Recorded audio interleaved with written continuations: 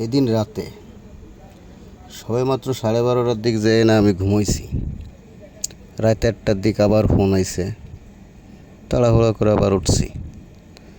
উঠে আবার গাড়ি নিয়ে রওনা দিছি রুগী আনবো। আসলে রুগী এটা বোঝে না যে ও তো আমাকে দিয়ে গেল, এই রাত্রে অনেক সময় রাত 2 বা 3 বা 4 বারও আসা লাগে যশোর, যেহেতু গাড়ি চালাই, অ্যাম্বুলেন্স চালাই, আসাই লাগে। ফোন দিলে তো আর বসে থাকা যায় না। যাই হোক, তাড়াহুড়া করে গেলাম, রুগীটাও নিলাম, রুগী উঠায় আবার যশোর আসলাম। যশোর এসে রুগী ভর্তি করবে, এরপর মনে করেন যে আমি তাকে বললাম যে ভাই আমি চলে যাই, রাত আমি এইমাত্র যাই ঘুমাইছি। কয় দাঁড়াও, আমাদের কিছু লোক আইছে, এরা আবার ফিরে যাবে, রুগী ভর্তি করবে, মেডিসিন কিনবে, রুগী সুস্থ হবে, তারপরে নাকি এখান থেকে আমি যাব। এই যে বাইরে বসে 2 ঘন্টা মশার কামড় খেয়ে, বলেন এরকম সেবা দিয়ে আসছে না দিয়া ভালো?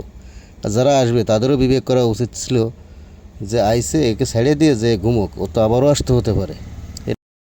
দেখেন গাড়ির ভিতরে বসে আছি, মশা কয়েল ধরাইছি, তাও মানে না। দেখেন এরকম বসে থাকা এ কি কোনো কাজ নাকি?